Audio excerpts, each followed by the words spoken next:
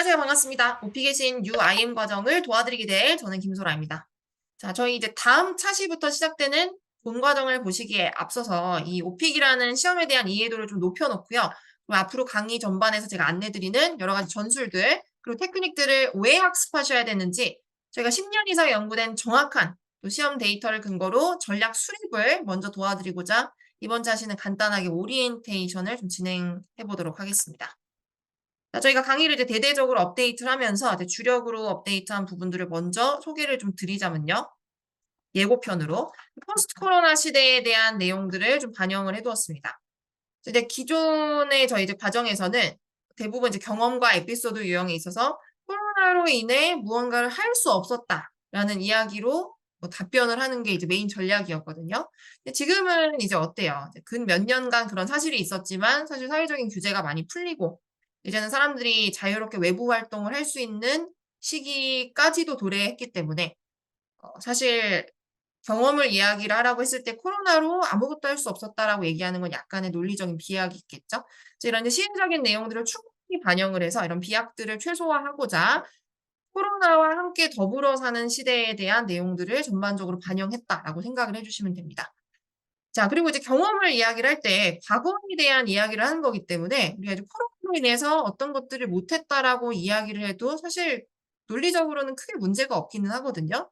그렇지만 어디까지나 과거에 근 몇 년간 그런 일이 있었을 뿐이고 지금은 다시 사회적으로 사람들이 많이 활동들을 재개를 해서 일상으로 돌아오는 수준까지 그 반열까지 올라왔기 때문에 이 두 가지를 같이 녹여서 이야기를 하시면은 가장 좋지 않을까라는 또 전략을 가지고 저희가 움직일 예정입니다.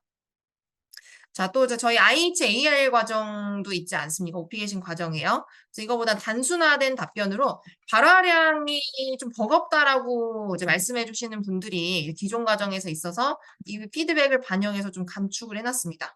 자, 그래도 절대적으로 요구되는 발화량이 등급별로 있기 때문에 이걸 마냥 줄일 수는 없어요. 저희 IM 과정이 물론 타이틀은 IM 과정이지만 이론적으로 최대의 I치까지 취득이 가능하도록 만들어 놓은 커리큘럼이기 때문에 발화량은 그래도 저희가 다루는 과정 안에서는 여러분들이 좀 준수해 주셨으면 하고요. 여기서 더 줄이는 거는 사실 등급을 받기가 좀 어려워지기 때문에 어느 정도는 여러분들이 소화하고 끌어안고 가셔야 되는 부분들도 있습니다. 자, 또 여러분들 이제 반가워하실 만한 희소식. 5개의 에피소드로 모든 어드밴스 경험과 에피소드형은 대응 가능하도록 이번 과정에서 처음으로 제가 이제 전략을 이렇게 수립을 해 놨어요. 그래서 5가지의 이제 에피소드는 우리가 이제 독립적으로 만드는 게 아니라 특정 주제에서 자연스럽게 다루게 될 어떤 질문에 대한 답변이라고 보시면 됩니다. 근데 그 답변을 그 질문이 나왔을 때만 쓰는 게 아니라 모든 어드밴스드 경험 그리고 이제 에피소드 유형에 걸쳐서 쓸 수 있는 일종의 범용성이 가장 높은 만능 에피소드라고 생각을 해 주시면 돼요.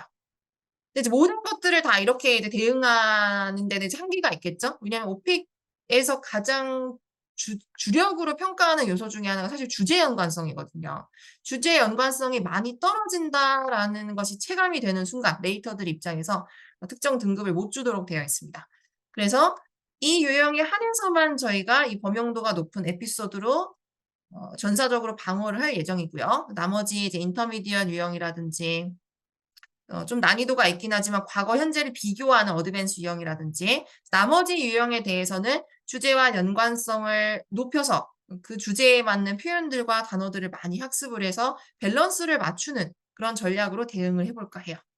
그래서 어쨌든 기존 과정보다는 답변을 여러분 준비하셔야 되는 양이 한 2분의 1 정도 줄었다라고 생각을 해 주셔도 좋긴 합니다. 전체 기출의 약 3분의 1 정도를 이 필수 에피소드로 해결을 하실 수 있도록 좀 도와드릴 예정이고요. 자, 그다음 저희 과정의 이제 목차를 보시면 1 번부터 30 차시까지 되어 있어요. 쭉 순서대로 보시고 1 번부터 이제 18 번까지가 메인 주력 차시라고 보시면 돼요. 빈출도가 그래도 10% 이상은 좀 보장되어 있는 19번 차시부터 26번 차시까지가 빈출도 10% 미만의 차시들이라고 보시면 됩니다. 근데 이게 너무 빈출도에만 의거해서 여러분들 학습하시면 안 되는 게 그 주제에서 우리가 공부하는 학습 내용들이나 아니면 답변 소스들이 꼭 그 주제에서만 쓰이는 게 아닐 수도 있거든요. 이제 범용성이 높은 이제 답변들이 좀 있다 보니까 이 질문에 대한 답변을 뭐 다른 데서 우리가 뭐 첨언하는 용도로 쓸 수도 있는 거예요. 이제 유사한 이제 유형이 이제 출제가 되었을 때. 그래서 사실 이제 빈출도가 그렇게 크게 중요하게 시간 할애를 하는 데 있어서 작용하지는 않습니다. 여러분들 공부 시간에 있어서. 그래서 어느 정도 참고 정도로 알아두시라는 거예요. 나중에 시험일을 한 하루 이틀 정도 임박했을 때 우리가 그래도 우선순위로 좀 봐야 되는 주제들이 있잖아요. 뭐 예를 들어 이제 빈출도가 뭐 50-60% 정도 보장되어 있는 집이나 음악 같은 경우 이런 쪽의 시간을 그래도 말미가 좀 얼마 안 남았을 때 시간 할애를 많이 하시는 게 유리하겠죠? 자, 그래서 빈출도를 알려드리는 거고요. 그다음 이제 박스 안에 묶여 있는 것들은 무엇을 의미하냐면 답변의 소재들끼리의 공통 분모가 있는 주제들끼리 묶어 놨습니다. 가령 집을 우리가 묘사하게 됐을 때 필연적으로 묘사하게 되는 것들이 있어요. 집의 내부를 묘사할 때 가구와 가전제품을 아무래도 좀 묘사를 하시게 되지 않을까요? 이제 가구에서 공부하셨던 묘사 내용들을 집을 묘사하실 때도 쓰실 수 있는 전략인 거죠. 그다음에 집의 집안일과 루틴을 물어보는 유형도 출제가 됩니다. 그러면 그때는 분리수거를 하는 루틴을 포함해서 집안일을 말씀을 하시는 것도 좋은 전략이 될 거예요. 그래서 이런 식으로 박스 안에 있는 내용들은 다 유기적으로 연결돼 있다라고 이해를 해주시면 좋습니다. 그래서 여러분들 복습을 하실 때도 여기 안에 있는 주제들끼리 같이 묶어서 학습을 하고 이제 그날 끝내시는 게 조금 더 효과적이겠죠. 자, 나머지 27번부터 30번까지는 특수 유형들이에요. 역으로 질문하기 유형은 저희가 난이도 3, 4를 선택하기 때문에 이제 14, 15번 마지막 세트에 출제가 돼요. 시사 이슈가 출제되지 않고요.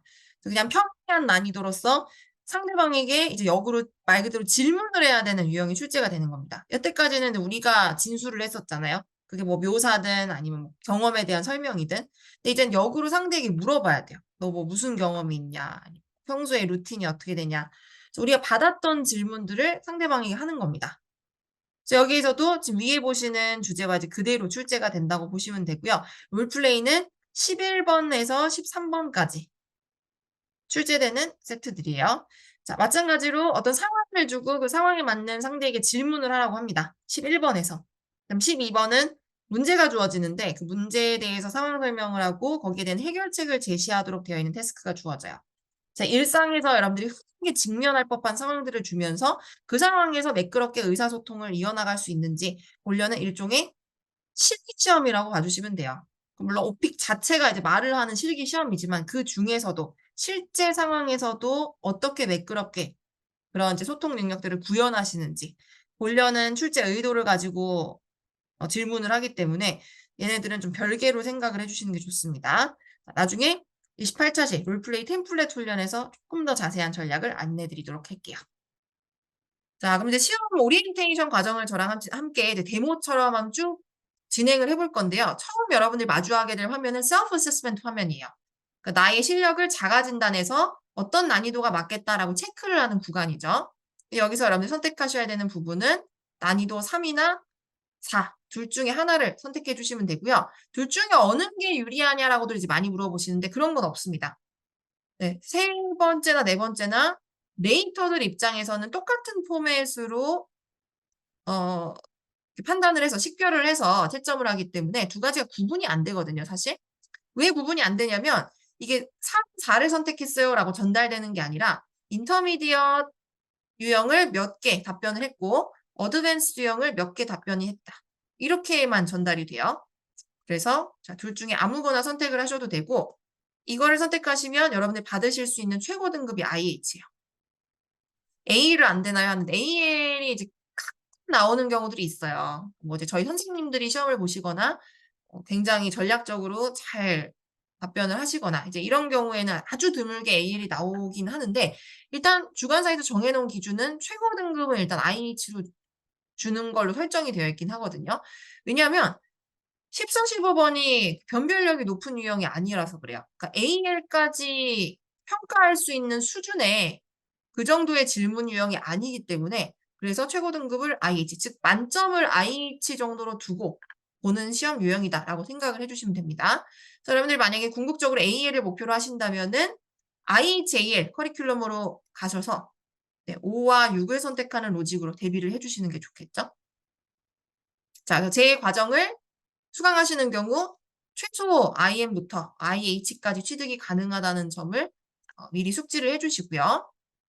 등급에 대해서는 목표를 좀 길게 잡으시고 장기적으로 잡으시는 경우에는 IH를 목표로 하시는 게 또 좋다라고 제가 권장을 드리는 편이긴 합니다. 자, 그다음 지금 보시는 게 이제 실제 시험 화면이에요. 우리가 이제 뭐 대면으로 사람 앞에서 얘기하는 게 아니기 때문에 이제 말을 하다 보면 조금 현타가 오기는 하거든요. 앞에 보시면 이렇게 생긴 이제 아바타가 입을 뻐끔뻐끔 움직이면서 질문을 줘요. 네, 듣다 보면은 좀 상당히 킹받는 경우들이 있는데 뭐 어쩔 수 없죠. 비대면 시험으로 정해져 있는 시험이다 보니까요. 그래서 이제 플레이 버튼을 눌러서 질문을 청취하도록 되어 있고요. 그다음 리플레이 버튼이 생성되면 다시 듣기가 가능합니다. 그래서 반드시 다시 듣기는 여러분들 클릭을 해 주셔야 돼요. 질문을 이해했는지 안 했는지 여부를 떠나서 일단 답변을 생각할 수 있는 시간을 단 5초라도 벌 수가 있잖아요. 그래서 이 시간을 잘 이제 할애를 하셔서 이용을 해 주시고요. 제출 버튼은 따로 있진 않습니다. 그 문항에 대한 답변이 끝나면 넥스트 버튼을 누르면 녹음이 자동으로 종료되거든요. 그러면 바로 다음 질문이 나오는 게 아니라 그 사이에 공백이 있어요. 그러니까 넥스트와 플레이 버튼을 누르기 사이에 여러분들이 1분, 2분, 3분 내가 마음먹은 만큼 쉴 수 있다는 거예요. 그러면 이제 그 쉬는 시간 동안에 무엇을 하는 게 저희 또 핵심 전략이냐면 다음 질문을 예측을 하셔야 됩니다. 어떻게 예측을 해요? 우리가 뭐 예지력이 있는 것도 아닌데. 저희가 질문 기출들을 어떤 순서대로 나오는지까지 그 세트의 경우의 수를 다 복원을 해 놨거든요. 사실 저희 과정이 이제 그것 때문에 좀 인지도가 있긴 한데 두 번째 질문을 청취하셨을 때 세 번째 질문을 듣기 전에 미리 예상할 수 있으셔야 된다는 겁니다. 그렇게 예상을 하면은 브레인스토밍을 미리 할 수 있잖아요. 그렇게 하면 다른 수험생분들에 비해서 몇 수를 앞서 나가게 되는 거겠죠. 저희 과정의 핵심 전략은 다음 문제 예측 능력. 요거 잘 기억을 해 주셨다가 나중에 이제 반영을 좀 해 주시고요. 자, 나머지 이제 시험 전 이제 숙지 사항에 대해서 좀 안내를 드릴 건데 시험 시간은 총 40분으로 구성이 돼 있어요. 40분이 지나면은 답변을 더 이상 못 하고 퇴실 조치가 되도록 되어 있습니다. 전체적으로는 이제 몇 분 정도 답변을 하는 게 이상적이냐고 물어보시는데 뭐 정해져 있는 시간은 없지만 네, 평균적으로 그래도 25분에서 30분 정도는 답변을 해 주셔야지 절대적인 발화량을 채울 수가 있더라고요. 이것도 물론 사람에 따라서 좀 케바케이긴 해요. 어떤 사람은 30분 동안 1000단어밖에 얘기를 못 하고 어떤 사람은 30분 동안 3000단어 이상을 말할 수 있거든요. 그래서 딱 어떻다라고 기준을 제가 절대적으로 정해 드릴 수는 없지만 그래도 30분 정도는 채우고 나와야지 등급이 좀 나오더라라는 기준을 제가 그냥 주관적으로 설정을 해 드리는 겁니다. 자, 그리고 오픽 시험의 장점이 또 뭡니까? 문항당 답변 제한 시간이 타 스피킹 시험처럼 없다라는 사실이죠. 이제 이 제도를 여러분들이 잘 이용을 하셔야 되는데 만약에 좀 유리한 주제가 나왔다. 들으면 알잖아요. 내가 공부를 한 주제인지 아닌지. 내가 시간 할애를 여태까지 많이 한 주제가 출제가 되었다. 그러면 거기서 사활을 걸고 덤벼들어야 돼요. 왜냐면 언제 또 뒤에서 자신 있는 주제가 출제될지 모르고 또 보장이 안 돼 있기 때문에 거기에서 답변량을 많이 늘려 주셔야 됩니다. 그래서 이제 "기다렸다."라는 식으로 여러 가지 디테일이나 좀 심층적인 묘사를 하면서 발화량을 메꿔 나가셔야 되겠죠. 한마디로 '포인트를 누적해 나간다.'라고 생각을 해 주시면 돼요. 내가 공부도 안 한 불리한 주제에서 포인트를 억지로 누적하려다 보면은 나의 실력이 드러나 버리잖아요. 그래서 그렇게 하지 마시고 준비가 많이 된 주제에 대해서 정립을 많이 해 놓으시기. 그래야지 뒤에서 자신 없는 주제가 나왔을 때 정말 키워드만 최소한 건드려 가면서 최소한의 과제 수행만 할 수 있단 말이에요. 거기서 억지로 발화량을 늘리면 안 된다고 했잖아요. 그래서 자신이 없는 주제는 정말 추격형으로 핵심만 간결하게 답변을 하시고 자신 있는 주제가 나오면 길게. 그래서 이제 답변 길이에 대한 그 완급 조절, 그 차등화가 가능한 또 시험 중에 하나라고 보시면 됩니다. 자, 그리고 이제 주제는 총 5개의 세트가 출제가 되고요. 똑같은 주제는 출제가 되지 않아요. 뭐 롤플레이가 됐든 뭐 14, 15번이 됐든 한 번 출제된 주제는 딱 한 번만. 네, 더 이상 출제가 안 되도록 되어 있습니다. 아까 목차에서 보신 그 주제 중에서 5개가 출제가 되는 거예요. 자, 1번 같은 경우에 자기소개가 나오는데 평가에 반영이 안 돼요. 그래서 이거는 이제 무응답으로 그냥 제출을 해 주시면 되고 굳이 여기서 이제 답변을 하는 건 좀 시간 낭비거든요. 뒤에서 시간이 모자라는 경우들이 일수기 때문에 1번은 답변을 하지 마시고 2번으로 바로 넘어가서 거기서부터 시작을 해 주세요. 평가 반영이 안 되는 이유는 정확한 팩트. 1번은 노비스 프롬프트이기 때문입니다. 인터미디엇 유형보다 과제 성격 난이도가 낮은 게 노비스 프롬프트예요. 그러니까 즉 피아노로 따지자면 피아노를 얼마나 잘 치는지의 변별력을 갖는 그런 시험이 아니라 피아노 위에 뭐 손을 올려놓을 수 있는지, 건반 위에 손가락을 올려둘 수 있는지 이 정도의 수준을 이제 보는 질문이라는 거죠. 변별력이 아예 없잖아요. 그래서 우리는 난이도 3과 4를 선택하기 때문에 자기소개는 평가에 해당이 안 된다라고 보셔도 무방합니다. 그래서 시간 세이브를 좀 하세요. 이거 오픽을 위해서 억지로도 공부하지 마시고요. 그래서 저희가 서빙에서 선택하는 주제가 3개가 출제되고 그다음에 공통형으로 나오는 주제가 2개가 출제가 돼요. 비중은. 선택형 3개, 공통형 2개. 누구나 공평하게. 그래서 제가 이따가 백그라운드 서비에서 무엇을 선택하셔야 되는지에 대해서 좀 가이드를 드릴 건데 그 기준은 어디까지나 최소의 인풋. 그러니까 공부량을 최소화할 수 있는 전략으로 설계해 놨다라고 생각하시면 돼요. 가끔 여러분들 질문을 주시거든요. 나는 음악 듣기 말고 뭐 체스 두기, 뭐 신문 읽기 이런 거 선택하고 싶은데 왜 못하게 하냐. 못하게 하는 게 아니라 그렇게 하면 여러분이 공부량이 너무 많아지기 때문이에요. 그래서 이 서베이를 선택하는 기준은 제가 안내 드리는 걸 반드시 따라 주셔야 됩니다. 그렇지 않으면 여러분 공부하신 주제나 질문 유형들이 나오지도 않을 뿐더러 공부량이 2배, 3배, 뭐 정말 최악의 경우엔 10배까지 늘어날 수 있기 때문에 네, 요거는 좀 과정 내내 전반적으로 준수해 주시기. 약속을 좀 해 주시고요. 그리고 이제 평가 방식은 배점이 따로 없어요. 오픽 같은 경우에 홀리스틱 스코어링 방식이라고 해서 총괄적으로 임상적 평가를 해요. 그래서 전반적으로 2번부터 15번까지 들었을 때 어떤 등급에 가장 가깝다. 그렇게 해서 등급을 나중에 최종적으로 주는 방식입니다.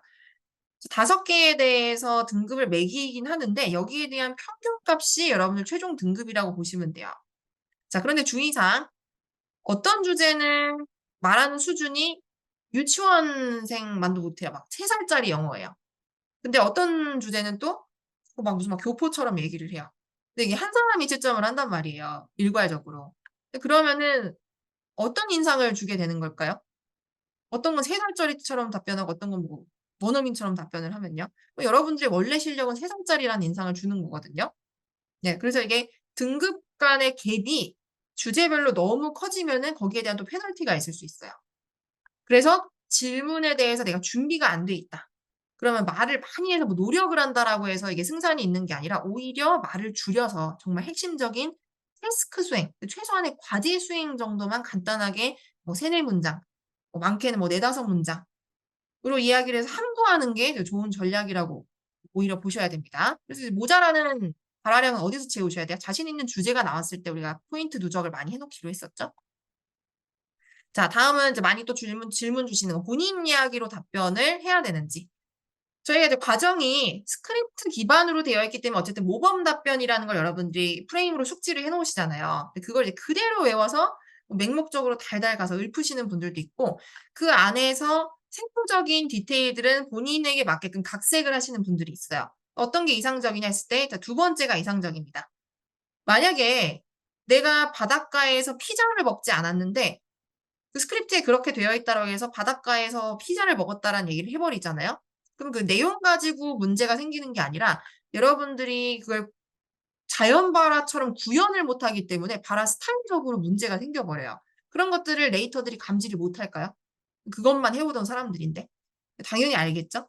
그래서 이 사람이 이걸 맹목적으로 외워서 마지못해서 답변을 하는 건지 아니면 지금 즉흥적으로 생각을 해서 답변을 하는 건지 네, 그런 것들을 보통 그 감지를 하고 암기된 내용에 의존을 하는지 아닌지에 대한 지표로 삼아 버립니다. 그래서 발화 스타일 때문에 어느 정도는 여러분들이 좀 각색을 하셔야 돼요. 네, 뭐 예를 들어 좋아하는 가수를 묘사하라고 하는 스크립트에 아이유가 적혀 있다. 근데 나는 아이유 별로 안 좋아한다. 그러면 좋아하는 가수로 변형을 하셔야 되겠죠? 그래서 내용적인 부분은 일부 변형을 하시는 게 이상적이고요. 단 문장 구조는 크게 공사를 하지 마셔야지 그 등급의 수준을 유지를 하실 수가 있어요. 특히 이제 IH 목표하시는 분들. 안 그러면 뭐 다 영작을 하시게요. 다 영작해서 누구나 등급 받을 것 같으면은 뭐 이런 전략이나 모범 스크립트가 왜 필요하겠어요? 근데 여러분들이 스스로는 어떤 수준의 문장과 어떤 수준의 표현을 써야지 그 등급의 궤도권까지 갈 수 있는지를 모르시잖아요. 그게 당연한 거고요, 사실. 그래서 이런 거에 대한 가이드를 드리기 위해서 저희가 스크립트를 드리는 거지, 그 스크립트를 양적으로 많이 외우게 하려고 스트레스를 드리기 위해서 드리는 게 아닙니다. 어디까지나 제로 베이스인 상태에서는 모범 답안이라는 건 필요해요. 학습을 하는 데 있어서. 특히 외국어. 네. 그래서 영작을 바로 하시려는 분들은 좀 생각을 해 보셔야 됩니다. 그게 과연 여러분들한테 유리할지 아니면 자충수가 될지. 자, 제 대답은 인제 말씀을 드렸죠. 자, 그다음에 시험 응시 규정은 이거 뭐 홈페이지에 자세하게 안내되어 있긴 한데 최소 25일 후에 재응시가 가능하지만 지금 혹시 처음으로 시험을 보시거나 시험 보신 지 뭐 몇 개월 이상 오래되신 경우에는 연속으로 재응시가 가능합니다. 그래서 예를 들어 다음 주 토요일에 신청을 하고 바로 일요일에도 신청이 가능하다는 거예요. 네. 아니면 다음 주 토요일에 신청하고 그다음 주 토요일에 신청하는 것도 가능하거든요. 이거는 지금 여러분들 뭐 제출 기한에 따라서 그 미리 좀 세팅을 해 놓으셔야 되는 부분이기 때문에 자, 미리 잘 계산을 하셔서 시험에 대해서 불이익이 없도록 준비를 해 주시기 바랍니다. 자, 그다음은 이제 발화량 분포도에 대해서 제가 이제 표를 좀 넣어 놨는데 위에는 이제 응시자 분포도 있고요. 그다음 밑에가 이제 중요해요. 각 등급별로 요구되는 발화량. "이거를 과연 카운팅을 하냐?"라고도 이제 많이 물어보세요. 내가 시험에서 답변하는 걸 이거 어떻게 일일이 세고 있겠어요. 뭐 세는 어떤 기계가 있는 것도 아니고요.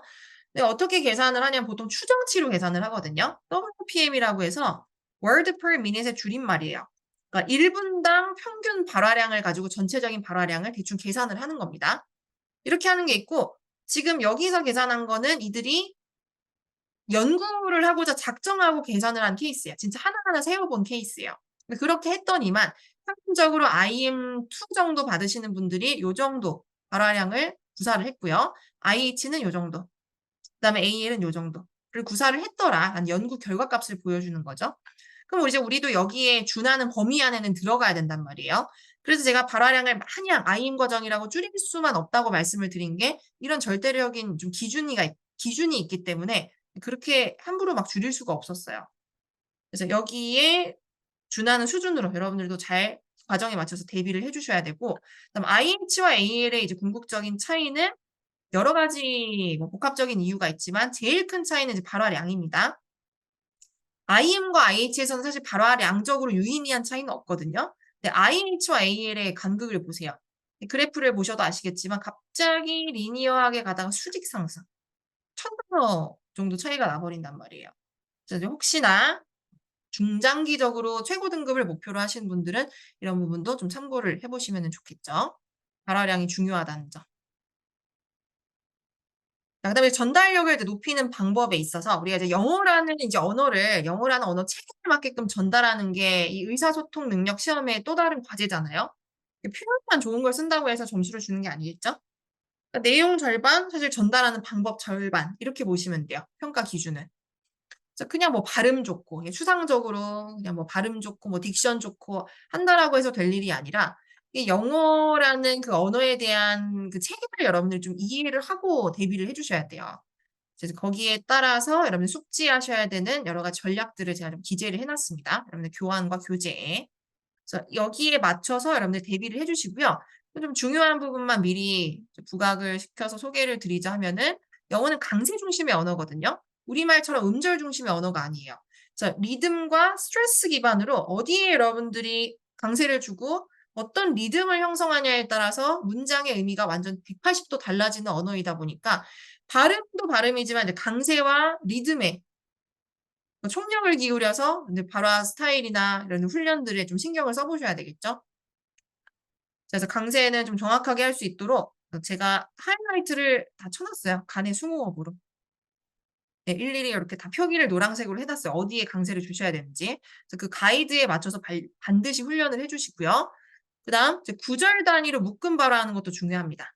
일단 똑같은 스크립트를 사용한다 하더라도 그 스크립트를 구와 절 덩어리로 묶어서 연결하지 않고요. 단어를 하나하나 독립적으로 읽듯이 구사하시는 분들은 IL 수준에서 벗어나실 수가 없어요. 아무리 답변 내용이 좋더라도요.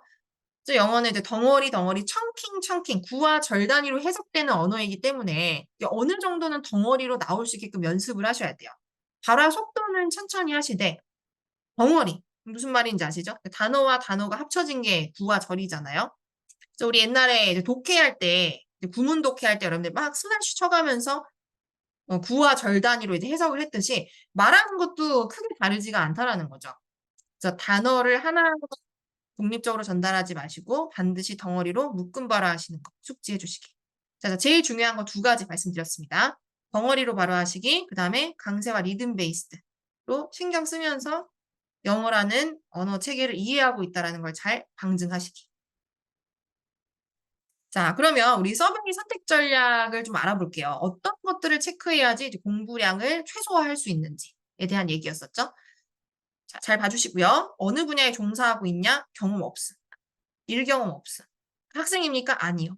그러니까 약간 내가 바보고 아무 경험이 없는 사람인 것처럼 체크를 하시면 돼요. 네, 난 아무것도 모른다. 약간 모르쇠 느낌으로 체크를 다 해주세요. 수강 목적 그런 거 없다. 5년 이상 지났다. 자, 이렇게 해야지만 여기에 대한 질문들을 다 셧다운 시킬 수가 있거든요. 그러니까 출제가 안 되게끔 다 닫아버리는 거예요. 그럼 공부를 안 해도 되잖아요. 여기에 대해서. 그렇죠? 이렇게 하지 아니할 이유가 없기 때문에 꼭 이 전략을 따라주시고요. 자, 그다음 어디에 살고 있냐? 거주 형태를 물어보면은 개인주택과 아파트 홀로 거주하기. 아이고, 왜 멀쩡한 가족들 놔두고 왜 이렇게 해야 됩니까? 이제 대충 예상이 되지 않으세요? 다른 사람들에 대해서 건드는 질문들을 또 셧다운하기 위해서 홀로 거주라는 걸 굳이 선택을 하는 거예요. 자, 이렇게 막상 체크를 해놓고 답변을 하실 때는 이와 상충되는 이야기를 하셔도 전혀 문제가 없습니다. 이거는 오직 나에게 어떤 문제가 출제되는지 그 자리에서 함수값을 결정하기 위한 프로세스 정도라고 보시면 돼요. 그러니까 컴퓨터에서 막 어떤 알고리즘이 형성이 돼서 여러분들한테 질문이 출제가 되겠죠. 그래서 그 뒤로는 서브미에서 뭘 체크했는지 싹 다 잊어버리셔도 된다는 거예요. 그래서 이게 레이터들한테 또 전달되는 데이터가 아니기 때문에 전혀 상관없습니다. 다른 이야기를 하신다 하더라도요. 자, 홀로 거주 선택하시. 가족들한테 미안하시면 시험을 잘 보시면 되잖아요. 제가 뭐 늘 얘기하는 거지만. 그다음 자, 여가 활동은 무엇을 하십니까?에 대해서 추천드리는 것들. 영화, 쇼핑, TV. 자, 영화랑 TV는 질문이 80%가량이 동일하게 출제가 되기 때문에 체크를 하는 전략이고요. 두 가지는 둘 중에 하나만 출제가 되기 때문에 또 중복될 우려가 없습니다. 그래서 이거는 또 선택을 같이 안 할 이유가 없어요. 수험자 입장에서. 영화, TV 선택. 그래서 영화에서 공부한 답변들을 TV에서 사용하시도록 하는 게 저희 커리큘럼의 또 목표거든요. 꼭 반드시 같이 체크를 해주시고 쇼핑하기 같은 경우는 쇼핑이 가장 일반적인 여가 활동이라서 골랐어요. 여기 보면 뭐 특이한 거 많아요. 뭐 캠핑 가기, 또 뭐 있다, 또 웃긴 거 있는데, 나이트 클럽 가기 뭐 이런 것도 있어요. 이런 건 좀 드물잖아요. 일반적인 대중적인 여가 활동은 아니죠. 그렇다 보니까 누구나 하는 쇼핑하기를 체크를 한 겁니다. 쇼핑을 안 한다라고 아마 부인하시기는 어려우실 거예요. 쇼핑을 하는 거에 대해서 부인하시기는 어려우실 거예요. 그다음에 그 외에 공연 보기, 콘서트 보기도 선택해 주세요. 얘네들은 체크를 해도 실제로 출제되는 주제들이 아닙니다. 공부를 안 하셔도 돼요. 체크를 하셔도. 그다음에 그 아래가 이제 취미나 관심사 항목이거든요. 여기서는 한 기기당 체크를 또 해줘야 되기 때문에 강추, 음악 감상하시기. 왜냐면 제일 무난하거든요. 그리고 출제되는 질문 세트의 가지수가 적기 때문에 공부하기 굉장히 수월할 뿐더러 일단 체크하는 순간 이 카테고리에서는 하나만 체크하시기 때문에 거의 60% 이상으로 출제가 되는 주제다라고 보시면 됩니다. 나중에 이제 음악이라는 주제가 나왔을 때 여러분들 잘 숙지를 해주세요. 빈출도 60% 정도 보장. 자, 이런 걸 이제 어떻게 아냐면요. 그 빈출도를 어떻게 아냐라고 이제 물어보세요. 저희가 이제 후기를 한 10년, 10여 년 동안 5,000 세트 넘게 거의 뭐 6,000 세트 가까이 이제 검출을 해서 통계를 내봤습니다. 실제로요. 그렇게 하면은 이제 대충 빅데이터라는 게 형성이 되잖아요. 5,000, 6,000 세트면은 사실 빅데이터라고 말할 수 있는 수준이죠. 그 데이터에 입각해서 말씀드리는 빈출도이기 때문에 신뢰를 하셔도 되는 근거가 되겠고요. 자, 다음 이제 운동 쪽 항목. 운동 뭐 되게 많죠? 자, 근데 결론부터 말씀드리자면 운동 관련해서는 공부를 안 하실 수 있도록 만들어 놨어요. 그렇게 하시려면 어떻게 해야 되냐면 세 가지를 선택하시면 돼요. 조깅, 걷기, 운동 안 함. 네. 운동 안 함이라는 것도 있거든요. 이것도 같이 선택을 해 버리시면 체크하는 개수를 줄일 수가 있기 때문에 요 세 가지를 선택하시는 경우 운동에 대한 거는 전혀 대비를 안 할 수 있는 방향으로 저희가 갈 수 있습니다. 자, 운동 물론 좋아요. 저도 운동 굉장히 좋아하고 매니아이기 때문에 여러분들에게 제가 좋아하는 거 관련해서 지도하면 참 좋은데 이게 그렇게 생각보다 호락호락한 질문들이 아니거든요. 뭐 "당신은 축구를 좋아하냐?" 뭐 이런 단편적인 질문만 나오는 게 아니라 인터미디엇 유형에 입각해서 또 어드밴스 유형에 입각해서 뭐 과거, 현재를 비교해야 되는 유형이거나 아니면 특정한 에피소드를 이야기해야 되거나 그 주제 관련된 루틴을 이야기해야 되거나 굉장히 질문들의 소스들이 다변화되어 있기 때문에 우리가 생각하는 그 수준의 질문들이 아닌 경우들이 많습니다. 그래서 하나도 줄이고자 자, 운동은 어떻게 해요? 전부 다 셧다운 하기로 하겠습니다. 이 오픽 시험에서만큼은요. 자, 그다음 휴가 여행 관련된 이제 카테고리가 남았어요. 출장 빼고 전부 다 체크를 해 주세요. 출장 빼고 전부 다. 그러니까 휴가, 여행. 잘 보고 체크하셔야 돼요. 아니면은 그 국내랑 해외만 보고 또 덜렁 출장 체크하셨다가 네 8만 원 응시료를 날리시는 경우들 제가 꽤 봤습니다. 자, 이렇게 하시면은 이제 그나마 이제 우리가 준비해야 되는 이제 과정들을 최소한으로 이제 압축해서 공부를 할 수 있다라는 전략이고요. 자, 그다음에 이제 평가 요소를 좀 간단하게 알아보겠습니다. 평가 요소가 이제 4대 평가 요소가 있어요. 이거는 주관사에서 공개적으로 공개하는 부분들이고 이외에도 세부적인 이제 뭐 크라이테리아나 뭐 평가 요소들이 있지만 그런 건 제가 나중에 강의를 진행하면서 전반적으로 녹여서 설명을 드리고요. 자, 우선은 크게는 이렇게 4 가지다라고 이번 시간에는 숙지를 해 주시면은 충분합니다. 첫 번째는 텍스트 타입, 문장의 수준을 가지고 평가한다는 거예요. 내용 말고 단지 문장의 수준과 구조를 가지고. 그래서 이것 때문에 여러분들 스크립트가 필요한 겁니다 사실. 네. 스크립트 외우는 게 나쁜 게 아니에요. 그거를 이제 의미도 모르고 그냥 맹목적으로 암기를 하는 게 이제 나쁜 거지 어떤 기준을 두고 '아 이게 이래서 점수로 이어지는구나.'라고 이해를 하면서 공부를 하신다면은 절대 스크립트는 나쁜 자료가 아닙니다. 그래서 어떤 문장 구조를 왜 써야 되는지 제가 설명을 드리면서 진행을 할 거기 때문에 이해를 하면서 여러분들이 좀 기쁜 마음으로 숙지를 하고 체화를 해 보세요. '아 이래서 원어민들 기준에서는 영어를 잘한다.'라고 판단하는 척도가 되는 거구나. 이거를 알고 공부하시면 상당히 재밌어지거든요, 영어 공부가. 내가 이걸 왜 써야 되는지.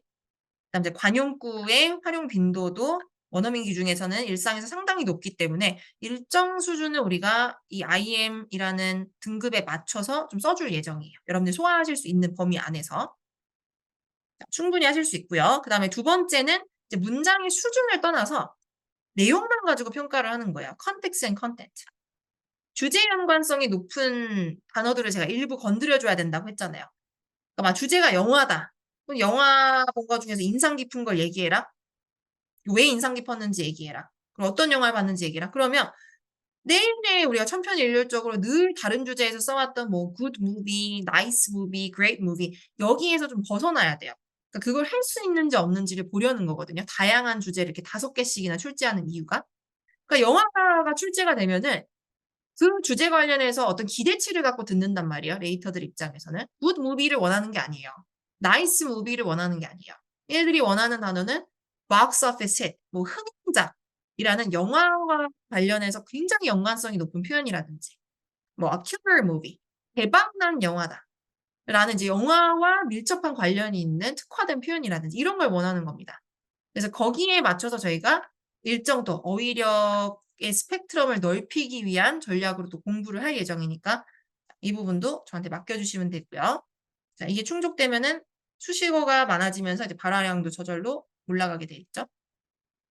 자, 어휘의 스펙트럼, 주제에 맞게. 자, 다음에 이제 과제 수행력. 질문에서 요구하는 것들에 대해서 여러분들이 과제를 어느 정도 수행을 하셔야 돼요. 그러니까 제가 오픽 시험을 뭐라고 비유를 하냐면 항상 운전면허 기능 시험이랑 똑같다라고 말씀을 드려요. 그 보신 분들은 알겠지만 여러분 장내 기능 시험 볼 때 거기서 시키는 대로 해야지 면허가 나오잖아요. 뭐 방지턱 넘어야 될 때 이제 뭐 감속을 해야 된다라든지 이런 걸 다 보여줘야지 '이 사람이 운전을 할 수 있는 사람이구나 안전하게.'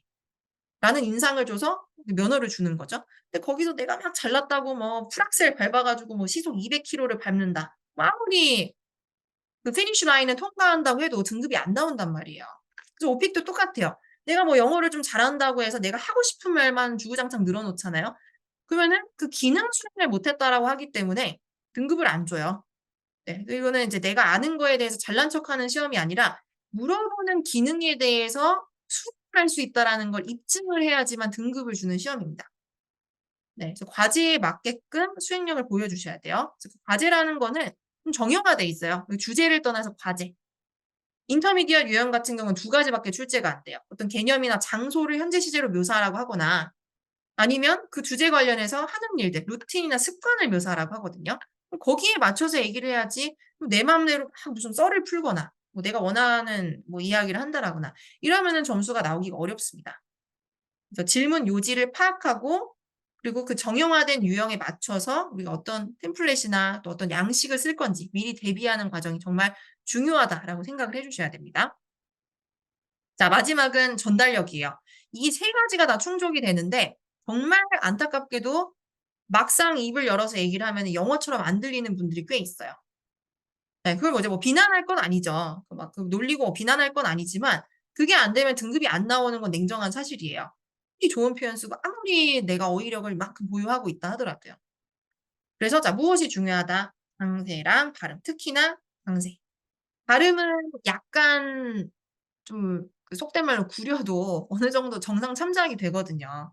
그러니까 비원어민의 기준에서 뭐 이 정도의 발음을 할 수 있다. 뭐 어느 정도 조음법을 지킨다. 이러면 정상 참작이 되는데 강세는 틀려 버리잖아요. 그러면 봐주고 말고를 떠나서 그냥 아예 영어라는 언어 자체로 접수가 안 돼요, 그들 귀에. 그러니까 평가 자체가 불가능해지는 거예요. 그래서 강세가 정말 중요합니다. 여기에 맞춰서 네. 여기에 대한 여태까지 학습 민감도가 낮으셨던 분들은 이번 기회에 좀 잘 그 교정을 하려고 해 보세요. 오픽이 아니라 나중에 여러분들 영어를 중장기적으로 구사해야 되는 순간에도 정말 도움이 많이 됩니다, 이 부분은. 거기에 문법. 자, 문법은 공부를 하시다 보면 딜레마에 빠질 거예요. '아 내가 입을 열어 봐야 어차피 문법이 다 틀리는데 이걸 말하는 게 의미가 있냐.' 그렇다고 스크립트를 100% 통으로 암기를 할 수도 없고. 그러면서 뭐 취사 선택을 어떻게 해야 될지 우왕좌왕하신단 말이에요. 뭐 문법을 포기할지 아니면 발화량을 포기할지. 자, 제가 딱 정해 드릴게요. 문법은 완벽할 수가 없습니다. 저도 완벽하지 못해요. 원어민들도 틀려요, 심지어는. 그런 게 문법인데 이거를 단기적으로 뭐 2 개월, 3 개월 내에 우리가 마스터할 수가 없죠. 그래서 현실적으로 개선 가능한 부분들만 우리가 메워 나가는 게 목표예요. 그래서 그중에 하나가 뭐냐면 시제. 시제 틀리지 않기. 그러니까 적어도 경험을 이야기를 할 때는 과거 시제가 일괄적으로 나와야 된다는 거죠. 그렇게 해야지만 등급을 또 주거든요. 그러니까 IH를 못 받으시는 분들의 가장 큰 특징이 시제가 일괄화가 안 되는 경우들이 대다수예요. 거의 한 80% 이상. 나는 답변을 잘했다고 생각하는데 알고 보면 중간에 시제가 안정적이지 못하게 엉망이가 되어 있는 거죠. 이론적으로는 아는데 말로 뱉을 때는 그게 신경이 잘 안 쓰여서 상대적으로 신경성이 덜 쓰여서 일괄화를 못하는 경우들이 또 부지기수란 말이에요. 그래서 시제 안 틀리도록 조심하시기. 일단 요거 하나. 시제. 자, 문법은 시제. 그다음에 자, 발화 속도. 속도는 준수한 수준으로 우리가 이제 일상에서 대화하는 수준만 정도만 되면 되는데 뭐 너무 느리면은 또 그렇고요. 그렇다고 빠르다고 좋은 것도 아니고 완급 조절을 잘 하셔야 돼요. 즉흥적인 발화라는 인상을 주려면은 어떤 구간은 좀 생각을 하면서 천천히 말하는 구간도 있어야 될 거고요. 또 연달아서 내가 텐션이 올라가서 뭐 신나게 이야기하는 연속적인 이야기들은 좀 빠르게 이야기를 할 필요도 있겠죠. 그래서 어떤 건 빠르게 어떤 건 느리게 이런 완급 조절이 되면서 여유 있게 말할 수 있다라는 인상을 줘야지만 등급이 잘 나와요, 결국엔. 빠르고 느리고가 중요한 게 아니고요. 이제 속도 조절하는 것도 전반적으로 잘 신경을 써 보시기 바랍니다. 자, 그다음에 뒤에 내용은요. 제가 이제 어떻게 공부를 하셔야 되는지 아주 상세하게 서술을 해 놨어요. 그래서 이 부분은 앞으로 여러분들 공부를 하시면서 예습이나 복습을 하시는 내내 전략들을 참고를 해 주시면 됩니다. 자, 충분히 제가 텍스트로 서술을 해 놨기 때문에 뭐 부연 설명은 따로 할 게 없거든요. 그래서 이 부분 참고하셔서 공부를 꼭 해 주시고요. 물론 무엇이 효율적이냐에 대한 그 암기법은 사람마다 다 생각이 다를 수밖에 없어요. 주관적이죠. 내가 해 왔던 공부 방식이 있고 뭐 거기에 대한 어떤 관습이 있다면은 그거를 유지하려고 하시는 분들이 많기 때문에 뭐 어떤 게 정답이다라고 말씀드릴 수는 없지만 이 시험을 처음 대비하시는 분들은 어느 정도 가이드가 좀 필요하시잖아요. 어떻게 앞으로 복습을 하실지. 그래서 거기에 대한 이상적인 가이드다라고 생각을 하시면 돼요. 그리고 제일 중요한 거는 우선 텅스크립트를 처음부터 보기 시작하시면 안 됩니다. 전부 다 문단별로 어떻게 전개되는지 먼저 한국어로 전개를 해 놓으시고 정리를 좀 해 놓으시고요. 그다음 어떻게 전개되냐에 따라서 어떤 키워드를 쓰는 게 유리했는지 강의 내용들을 잘 상기시키시면서 단어에서 문장으로 확장을 해 나가는 방식으로 공부를 하시는 게 가장 좋습니다. 그러니까 즉 점진적으로 학습을 하셔야 된다는 거예요. 처음부터 외국어가 문단 단위로 우리 머릿속에 각인되기는 어렵기 때문에. 그렇게 하는 경우 스크립트에 대한 의존도도 굉장히 높아지겠죠, 통암기를 하시는 경우. 자, 암기를 하는 건 맞는데 처음부터 이만한 문장들을 머릿속에 넣는다? 네. 뭐 불가능한 건 아니지만 가서 결코 즉흥발화라는 인상을 주기는 어렵다라는 말이에요. 네. 그래서 꼭 한국어에서 단어에서 문장에서 문단으로 확장해 나가면서 점진적으로 공부하실 수 있게끔 자 이렇게 장기적으로 목표를 두시고 공부를 해 보시기 바랍니다. 자 이게 전략 수립이 좀 중요하기 때문에 오늘 제가 좀 이번 차시는 길게 설명을 드렸고요. 다음 차시에서부터는 각 주제에 대해서 간략하게 핵심 전략들을 위주로 소개를 해 드릴 테니 좀 부담이 덜하실 거예요. 그래서 지금 이번 차시에서 여러분들 이해가 안 되시는 부분이 있으면 반드시 돌려서 다음 차시 전까지 미리 이해를 해 놓도록 하시고요. 저희는 이제 본 과정에서 기다리고 있도록 하겠습니다. 다음 차시에서 뵐게요.